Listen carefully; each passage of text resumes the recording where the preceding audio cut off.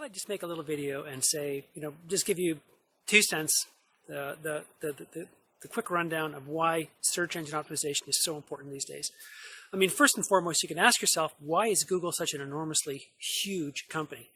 And that's because search is vitally important to businesses these days, both brick and mortar offline businesses and online businesses. I mean, if search weren't such a big deal, then Google would be a nothing company. Ask yourself why YouTube is an enormous company. It's because video marketing and video is incredibly important. Ask yourself why Facebook is so important. Ask yourself why Twitter is so important. Ask yourself why Pinterest and Instagram and basically 100 other sites are so important. And that's because search is important, because at every one of these sites I talked about, YouTube, Pinterest, Twitter, Google, of course, search is a vital part of those websites. So if you ignore search globally, then you're basically shutting yourself off from a vast number of your customers. Okay, so let's just go with the fact that Google is important. Now let's take a look at it from not necessarily your own perspective as a business owner, but from your customer's perspective. I mean, more people today use search to find you and your business than at any other time in history. I mean, in history, this never existed before, so it kind of goes without saying. But the fact of the matter is that search is a vital part of every consumer's repertoire of and methodologies to find you. So if you choose to ignore search, you're basically ignoring a vast and significant portion of your potential customers. Now, forget about potential customers and forget about how big Google is. Let's look at your existing customers. If you choose to ignore search, what you're doing is alienating your existing customers, and in so doing, you're driving the long-term customer value down. And why is that? Well, first and foremost, your customers expect to see a certain amount of website presence, a certain amount of search presence, a certain amount of social media presence. And that's because that's how they live their life these days. And it's not necessarily just young people. It's across the entire spectrum of your customer base. So choosing to ignore search is alienating your existing customers.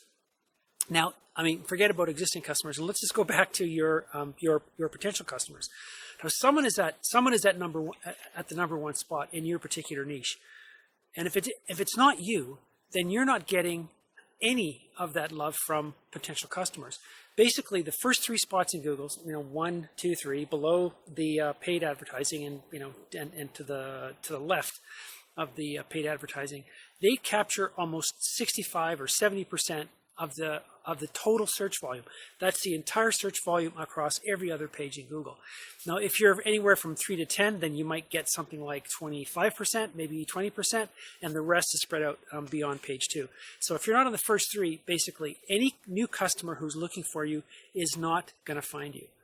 So somebody's got to be number one. And I think it goes without saying the person who sits at number 1 makes out like number 1. I mean, look at actors, look at athletes, look at directors, look at any famous personality, any large business, anybody who can say that they're the best in the world at that one particular thing, they make out like bandits.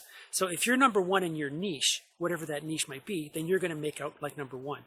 And people mistakenly think that they're the customers who they've never interacted with, who they've never sold anything to. They expect them to search for the name of their business. Well, that's just completely, it's almost lunacy, because they don't know your business yet. So when they search for you in your particular niche. And if you're not there in that niche, then they will never, ever come to you. So that's just like wiping out any future business that you might have that could be generated online. And bear in mind that people use search to find products and services more and more and more and more. I mean, there's a reason why Yellow Pages is going out of business. If they are out of business already in your area, there's a reason why newspapers, there's a reason why basically all the traditional forms of print media are struggling in the advertising sense. And that's because people are moving from those mediums to search. So having a presence in search is vital as you go forward. I mean, as your business grows and morphs and changes, in the foreseeable future, search had better be a part of that, or you're basically a grape dying on the vine. Remember, there's other people in your niche who are at those 1, 2, and 3 spots, or at least on the first page. And if it's not you, then they're grabbing all your customers. So that puts you at a tremendous competitive disadvantage compared to the people in your niche who are sitting at number 1.